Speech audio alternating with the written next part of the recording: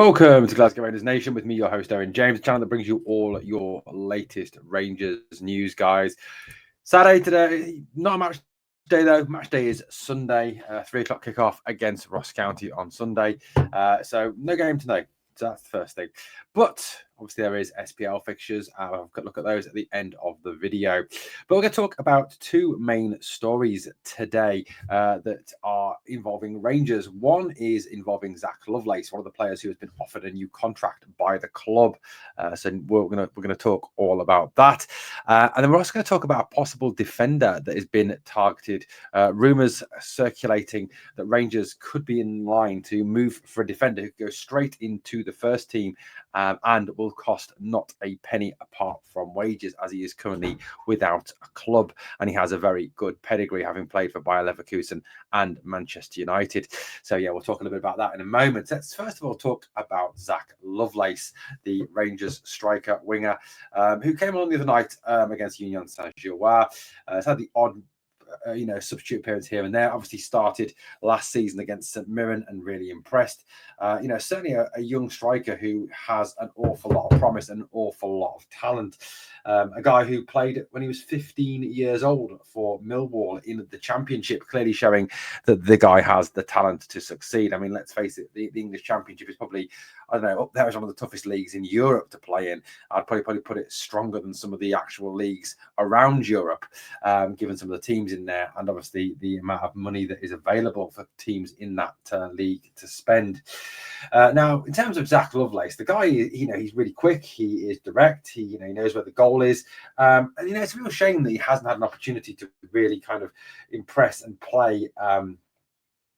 Through the middle. I mean, that is his specialist position. Yes, he can play left wing. Yes, he can play right wing because of his tricks, his skills, and also his speed, but he's mainly a centre forward. Now, he joined Rangers during the 22-23 season from Millwall. Market value at the moment around £500,000. However, his contract expires at the end of this season. So that is why a new contract has been offered to him. Story has it, though, that Zak Lovelace will turn down that new contract as he looks to move back south. Now, according to the reports that I'm reading and the stories that I've read from people who know Zak Lovelace, who are obviously involved with the club, is that Rangers, although they have offered him a very good deal, Lovelace is homesick and wants to return to England.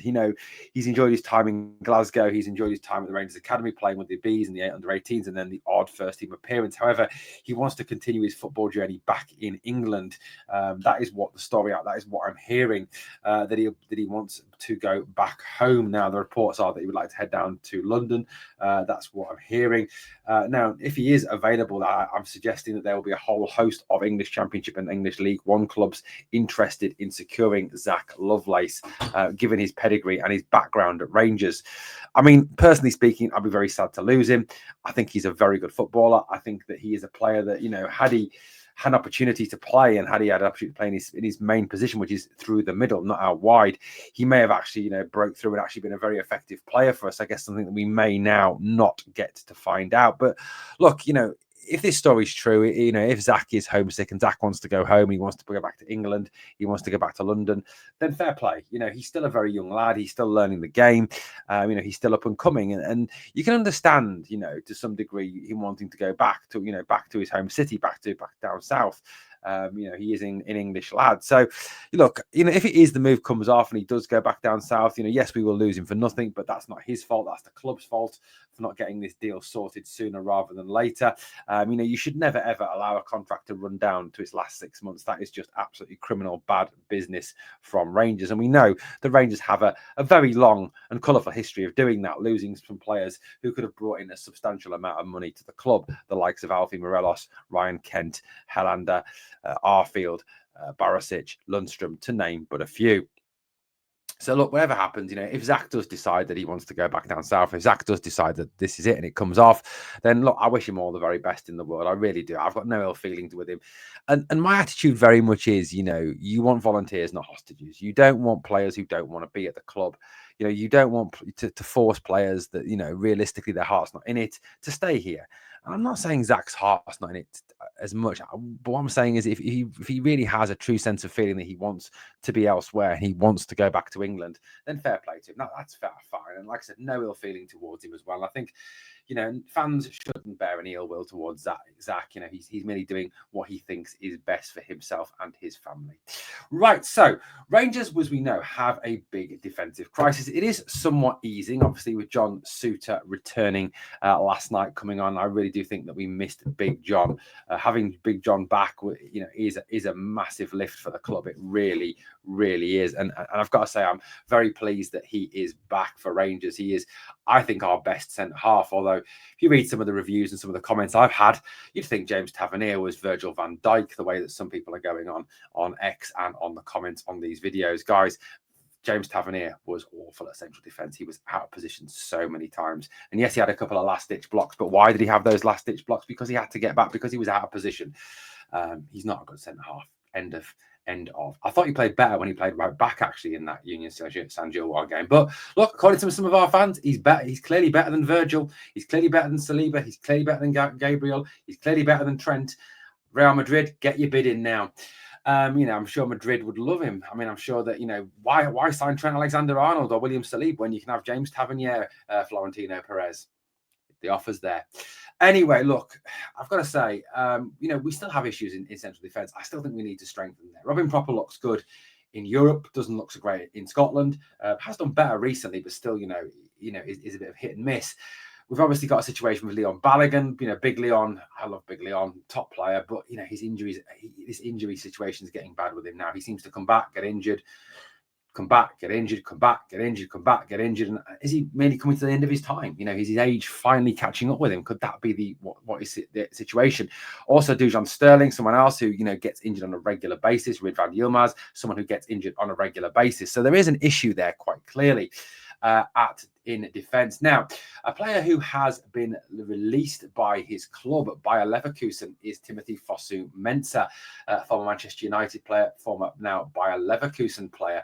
I mean, that's a pretty decent CV, isn't it? Having played and come up through the youth system at Manchester United, to then go to Bayer Leverkusen, who obviously went unbeaten last season in the Bundesliga and won the Bundesliga. Yes, the only game they lost was the very important Europa final to Atalanta, but they still obviously had a situation where they went unbeaten domestically. So he featured as part of that team. Now, what do we know about Timothy Fosu-Mensah? His name is Timothy Evans Fosu-Mensah. That's one hell of a name, isn't it? He is 27 years old now, so he is experienced. He does carry a bit of experience, a bit of veteran presence. He's had a number of clubs. No, not as many clubs as Tiger Woods. He's over 6 foot. He's Dutch.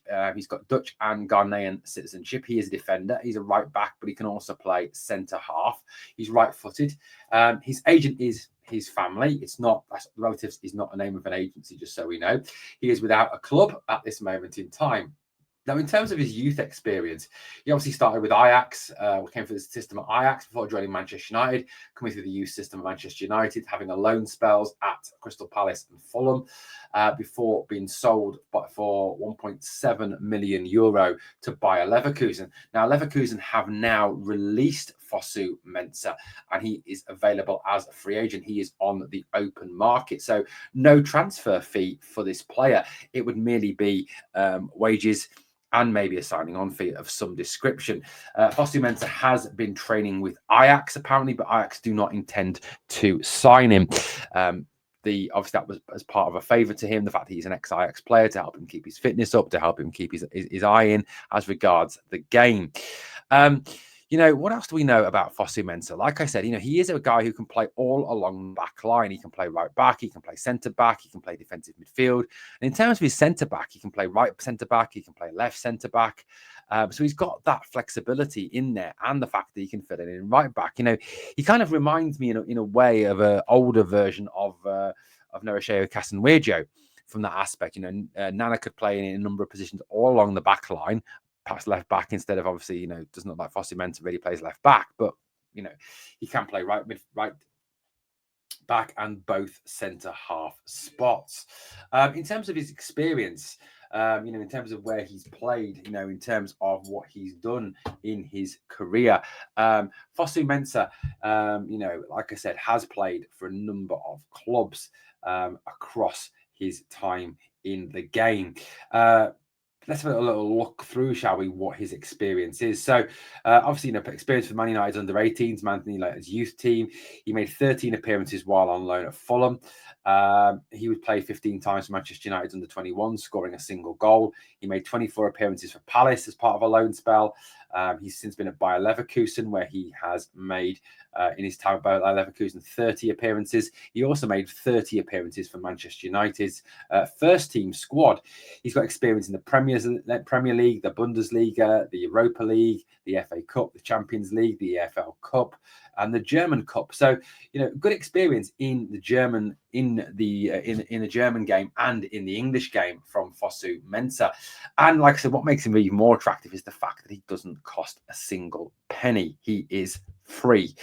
Like I said, apparently, according to the sources I'm hearing, is that Rangers are considering going in for him and considering bringing him to the club because he's a player, like I said, who's a plug-and-play player. He can go straight into the first team due to that experience that he's got. He can play straight away, and he gives us more options in the defensive area. Now, from what we're hearing at training, Rafael Fernandez, the new loan signing from Lens, is making a pretty decent.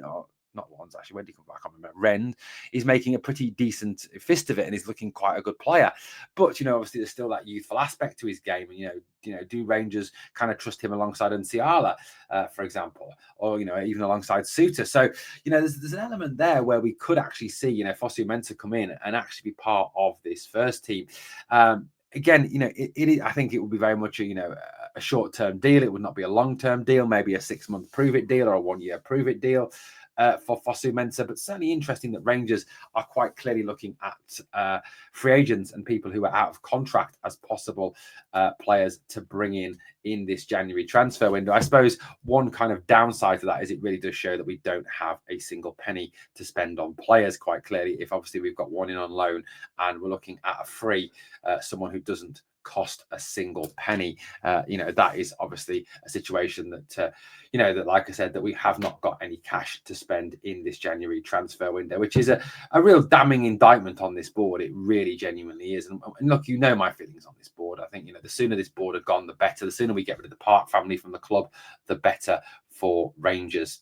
In terms of games this weekend, obviously, Rangers play Sunday against Ross County. But the games today, we've got Dundee Hearts. That'd be a pretty intense game. I expect Hearts to get the victory there. St Mirren, St Johnstone. I think that is another game. I think that will be tight, but I do think St Mirren will get the win.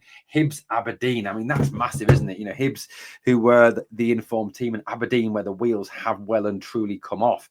I expect Hibs to get the victory there at Easter Road, and yet more pressure heaped on Jimmy Thielen and Aberdeen. Kilmarnock v Dundee United at Rugby Park. I think that'll be a draw. Motherwell Celtic at Fir Park. I mean, I just expect Motherwell to lay down and die and Celtic to get the win in that game. Although I've got to say, I did laugh at Brendan Rodgers' comments after the Champions League game during the week. And obviously, it's Rangers Ross County on the Sunday. So that's this weekend's games, guys. Obviously, let me know your predictions for those games. Thank you for watching the video this morning. Let me know your thoughts on the Zak Lovelace story and the Fosu-Mensah story in the comments down below. Thank you for watching Glasgow Rangers Nation, guys. As always, on the way out, please smash the like, please comment, please sub to help the channel keep growing, and please share as well. Thanks for watching. Remember always, we are the people.